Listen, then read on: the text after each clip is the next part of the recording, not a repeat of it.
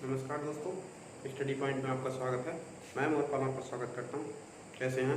उम्मीद करता हूँ अच्छे होंगे। चलिए, आज का हमने एक विशेष टॉपिक लिया है वायुमंडल।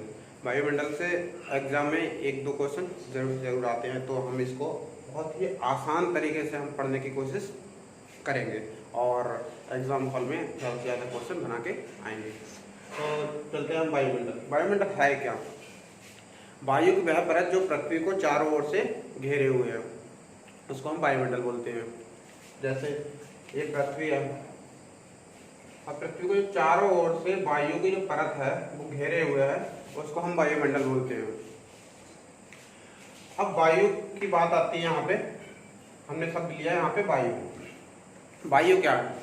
वायु वास्तव में विभिन्न गैसों का मिश्रण है। और वो गैसें कौन कौन सी हैं जो वायुमंडल में पाई जाती हैं? सबसे पहले है नाइट्रोजन।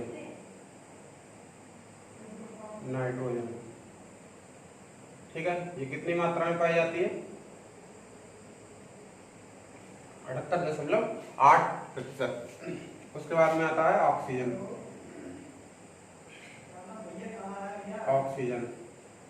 ऑक्सीजन पाई जाती है 20.93%। कहीं कहीं ये अप्रॉक्स में 21% भी दिया होगा, तो हमें डरने की कोई ज़रूरत नहीं है। अगर ये ऑप्शन में है तो हम ये लगाएंगे, और अगर 21% ऑप्शन में है तो हम 21% लगा देंगे। तीसरा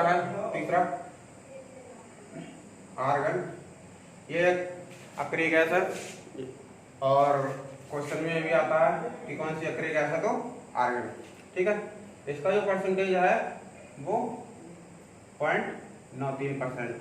ठीक है, यहाँ हमने 20.93 यानी कि, और यहाँ पे ये 2 और 0 ये हट गए और पॉइंट के बाद में आ गई। इस प्रकार से हम याद कर सकते हैं। तो तीसरा है CO2 है 0.03%। ठीक है, तो इस प्रकार से हम इसको क्रम वाइज भी सजा सकते हैं।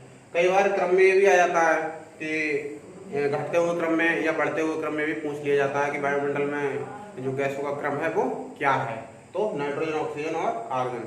ठीक है, अब इनसे जुड़े हुए कुछ और महत्वपूर्ण क्वेश्चन बनते हैं, उनके बारे में चर्चा करते हैं। नाइट्रोजन ये सबसे विस्तृत गैस है, सबसे ज़्यादा पाई जाने वाली गैस है वायुमंडल में, और इसका ना तो कोई रंग है, ना गंध है, ना ही कोई स्वाद है। ये गंधहीन, रंगहीन और स्वादहीन गैस है। ये वस्तुओं को तीव्र गति से जलने से बचाती है। अगर नाइट्रोजन नहीं होती तो शायद आग पे काबू पाना मुश्किल था। ठीक है, इसी के कारण जो पवन है, वायुदाब, इन और प्रकाश का परावर्तन, इनका आभास होता है। इनका नाइट्रोजन, यहाँ पर पॉइंट ले लेते हैं नाइट्रोजन का। ठीक है, देखिए कोई भी चीज है हम एकदम सटीक पढ़ेंगे और क्रमबद्ध तरीके से पढ़ेंगे। अगर क्रमबद्ध तरीके से पढ़ेंगे तो हम ज्यादा से ज्यादा क्वेश्चन बना पाएंगे। तो नाइट्रोजन के बारे में सबसे पहला पॉइंट तो सबसे ज्यादा गैस है। ठीक है, वायुमंडल में सबसे ज्यादा है। और दूसरा पॉइंट, इसके कारण ही हमको वायुदाब, पवन की गति और सूर्य का यानी कि प्रकाश का परावर्तन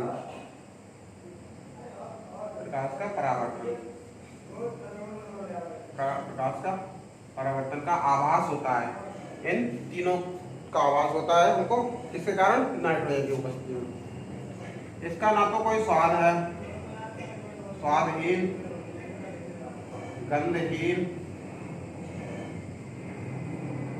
और रंगहीन गैस। ठीक है, ये वस्तुओं को तीव्र गति से, तेजी से जलने से बचाती है।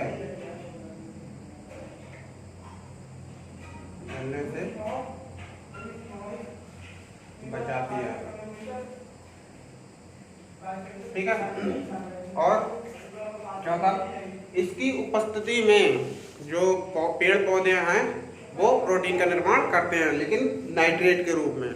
ठीक है, और यह 100 वायुमंडल में 128 किलोमीटर तक पाई जाती है। ठीक है, तो हमने कुछ पॉइंट को नोट किया यहाँ पे जो एग्जाम की दृष्टि से महत्वपूर्ण है। देखिए, अगर पॉइंट टू पॉइंट हम पढ़ते चले जाएंगे तो कितना भी कठिन टॉपिक हो हम उसको इतना आसान बना देंगे कि लगने लगेगा कि अब तो कोई क्वेश्चन छूटेगा ही नहीं और एग्जाम में आप बहुत ही अच्छा प्रदर्शन करके आएंगे। उम्मीद करता हूँ ये वीडियो पसंद आएगा, और अगर ये वीडियो पसंद आए तो चैनल को सब्सक्राइब करें और दोस्तों को शेयर करें। अब हमारी बात आ गई यहाँ पे ऑक्सीजन के बारे में। ठीक है, यहाँ पे इसको मिटा देते हैं। ऑक्सीजन के बारे में एक दो पॉइंट ही है। ठीक है, पहला ही पॉइंट है जीवनदायिनी गैस है। जीवनदायिनी गैस है यानी कि इसकी अनुपस्थिति में, यानी ऑक्सीजन ना हो तो जीना संभव नहीं है। और इसकी उपस्थिति में, जो ऑक्सीजन की उपस्थिति में है, वो कोई भी वस्तु है वो जलती है, बिना ऑक्सीजन के नहीं जल सकती। तो हम यहाँ पे एक दो पॉइंट ही देखेंगे। ऑर्गन गैस से यही कि ये एक अक्रिय गैस है। तीसरा CO2 से कई क्वेश्चन बनते हैं। तो सबसे पहले ये सबसे भारी गैस है, भारी गैस, और वायुमंडल के सबसे निचली परत जो क्षोभमंडल होता है उस पर पाई जाती है, सबसे नीचे पाई जाती है। ठीक है, और आग को बुझाने का काम किया जाता है इससे ही। आग बुझाने में। दूसरा ग्रीन हाउस गैस भी है, ये ग्रीन हाउस के लिए भी ये उत्तरदायी है। ठीक है, और इसके कारण ही हमारा जो तापमान है वो गर्म रहता है। तो हमने CO2 से तीन चार पॉइंट नोट किए, और इसका जो आग बुझाने में ऑक्सीजन के 2 परमाणु और कार्बन के 1 परमाणु मिलकर CO2 का निर्माण करते हैं। ठीक है, अब चलते हैं कि वायुमंडल में जो पृथ्वी है, पृथ्वी में वायुमंडल के अलावा भी कुछ और मंडल हैं, उनके बारे में।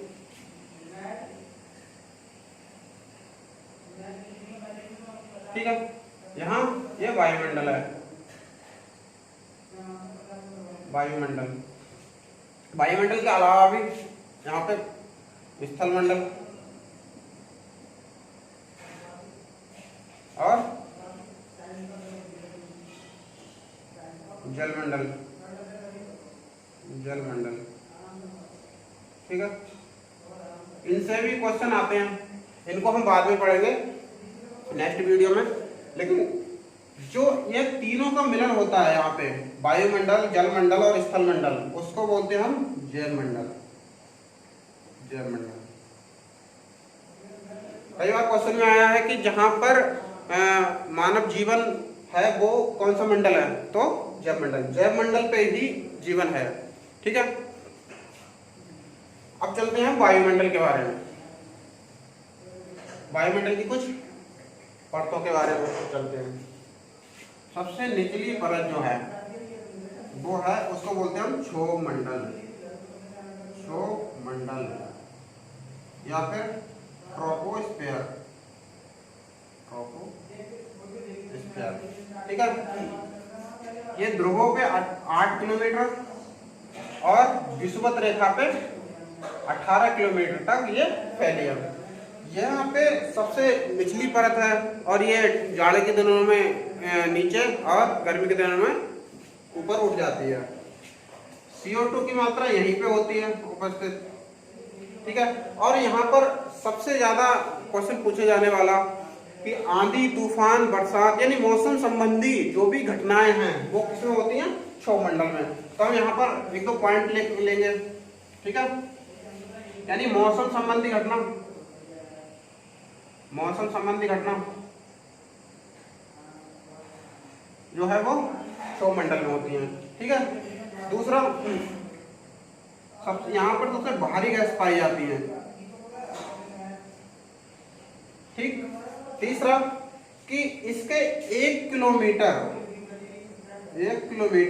पर प्रति 6.4 डिग्री सेंटीग्रेड तापमान की गिरावट होती है। कहीं कहीं यहाँ ये 6.5 डिग्री भी दिया होगा, तो हम 1 किलोमीटर बढ़ाएंगे तो यहाँ पे 6.4 डिग्री सेंटीग्रेड तापमान जो है वो गिर जाएगा। ठीक है। मौसम संबंधी घटनाएं होती हैं, भारी गैसें पाई जाती हैं, और ये गर्मी के दिनों में बढ़ जाती है इसकी लंबाई, और सर्दियों में घट जाती है, यानी कि इसकी लंबाई में अंतर पाया जाता है।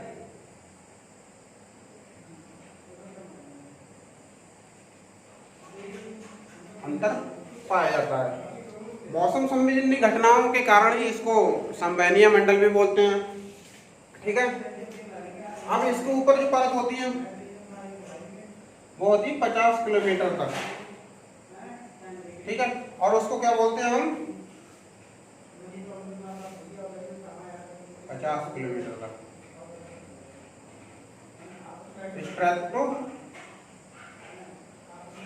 स्ट्रेटोस्फेयर।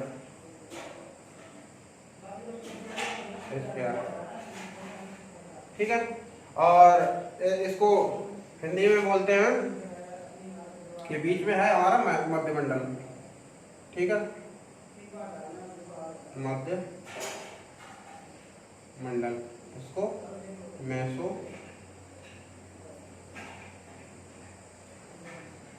स्फीयर बोलते हैं। ठीक है।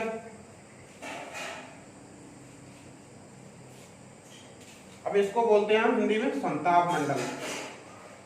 समताप मंडल। ठीक।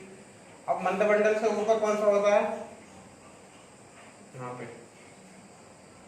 ये 50 से 80 किलोमीटर तक की ऊंचाई पर फैला होता है, और ये 80 से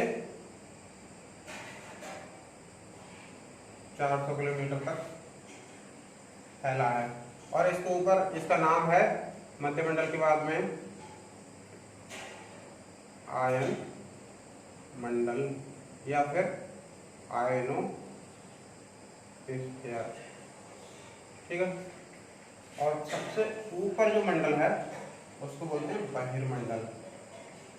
बहिर्मंडल, इसकी जो ऊंचाई है वो निर्धारित नहीं की गई है। ठीक है। हम इसको याद कैसे करेंगे? कभी कभी यहाँ के क्रम से ही क्वेश्चन आ जाते हैं कि सबसे नीचा क्रम कौन सा है, उसके बाद उसके बाद उसके बाद उसके बाद। तो हमने बीच में है हमारा मध्यमंडल। ठीक है। और सबसे नीचे हमने पढ़ लिया क्षोभ मंडल, क्योंकि सबसे नीचे की परत को तो सभी लोग जल्दी से आसानी से याद कर पाते हैं। तो मध्यमंडल सबसे नीचे क्षोभ मंडल, उसके बाद में समताप मंडल, आगे हमारा मध्यमंडल, यानी कि हमको कितने याद होगा?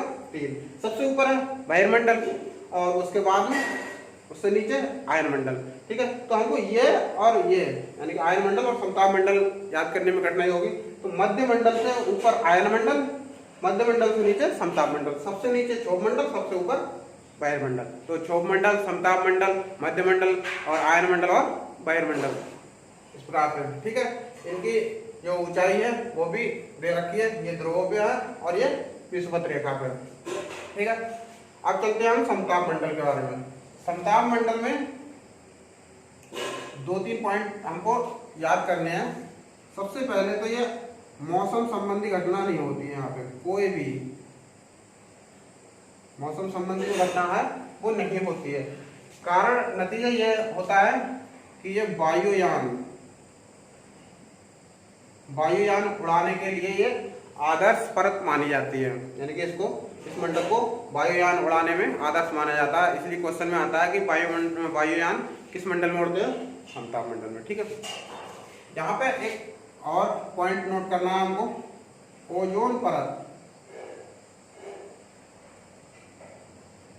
ओजोन परत पाई जाती है। ये 15 से 35 किलोमीटर की ऊंचाई पर पाई जाती है। ठीक है। ओजोन परत है, इसका काम है कि पृथ्वी पर जो सूर्य से परावैंगनी किरणें हैं उनको आने से रोकना, जो कि हमें कैंसर जैसी गंभीर बीमारियों से बचाती है। अब इस ओजोन परत का जो क्षरण होता है वो किस गैस के द्वारा होता है? वो होता है CFC, CFC गैस। और CFC गैस में क्लोरीन की उपस्थिति के कारण होता है, जो कि एयर कंडीशनर, रेफ्रिजरेटर इनमें से निकलती है। कई बार क्वेश्चन में आया है कि ओजोन परत का जो क्षरण होता है वो किस गैस के कारण होता है? तो CFC। ठीक है, यहाँ पे। और ओजोन परत को बचाने के लिए ही 16 सितंबर को ओजोन दिवस भी मनाया जाता है। तो हमने यहाँ पे समताप मंडल से 2-3 पॉइंट, यानी कि यहाँ पे मौसम संबंधी घटनाएं नहीं होती है, वायुयान उड़ाने के लिए आदर्श माना जाता है। और दूसरा, ओजोन परत पाई जाती है। ओजोन परत कितनी ऊंचाई तक पाई जाती है? 15 से 35 किलोमीटर। ओजोन परत का क्षरण होता है CFC गैस के कारण, और CFC गैस में उपस्थित जो होता है वो क्लोरीन गैस के कारण उसका क्षरण होता है। और ओजोन परत दिवस जो है वो 16 सितंबर को मनाया जाता है। इसके बाद में चलते हैं मध्यमंडल। ठीक है, मध्यमंडल में कुछ ज्यादा पॉइंट नहीं, हमको 1-2 पॉइंट ही नोट करना है। सबसे पहला पॉइंट, तो यहाँ का जो टेम्परेचर है वो सबसे कम होगा। यानी कि क्वेश्चन में आ जाता है कि जो वायुमंडल की सभी परतें हैं उन सभी परतों में सबसे कम जो तापमान होता है वो किस मंडल का होता है? तो मध्यमंडल का, यानी कि -100 डिग्री सेल्सियस। ठीक है, और दूसरा, यहाँ पर उल्का संबंधी घटनाएं होती हैं। आपने ब्रह्मांड चैप्टर में पढ़ा होगा कि उल्का जो है वो वायुमंडल के ऊपर से आता हुआ एक ऐसा पिंड होता है जो कि हवा में जलने लगता है पृथ्वी पर आते वक्त, तो उसको हम बोलते हैं उल्का पिंड। ठीक है, तो उल्का संबंधी घटनाएं जो होती है कहाँ होती है? मध्यमंडल में। उसके बाद में चलते हैं हम आयनमंडल में। आयनमंडल में हमको एक ही क्वेश्चन पढ़ना है, और जो मध्यमंडल है उसकी जो ऊंचाई है वो कितनी है? 400 किलोमीटर तक। ठीक है, तो जो आयनमंडल है, आयनमंडल में केवल एक ही क्वेश्चन पढ़ना है हमको,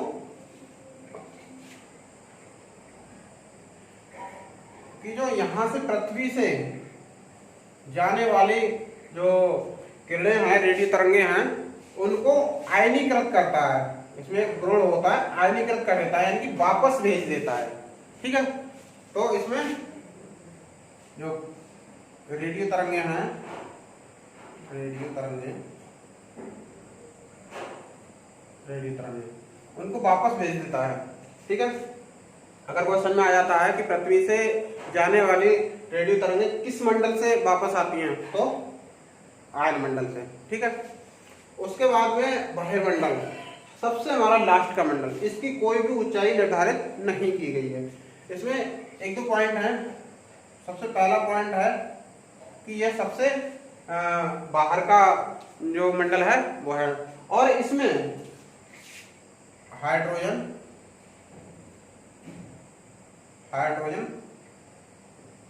हीलियम जैसी सबसे हल्की गैसें पाई जाती हैं।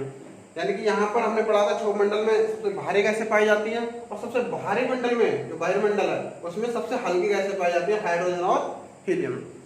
ठीक है, यहाँ पर जो संचार उपग्रह हैं, रेडियो संचार उपग्रह हैं,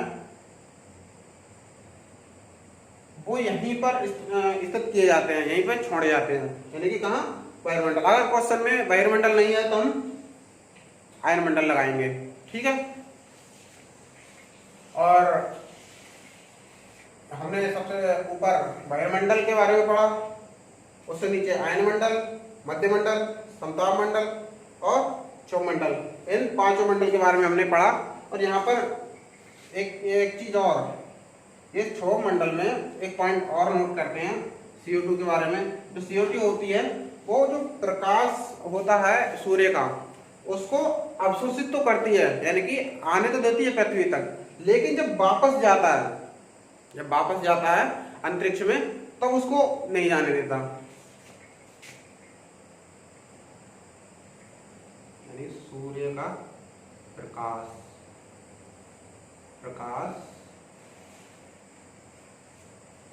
का अवशोषण, अवशोषण, अवशोषण, ठीक है। यानी प्रकाश का अवशोषण CO2 गैस कर लेती है। तो इस वीडियो में फिलहाल इतना ही।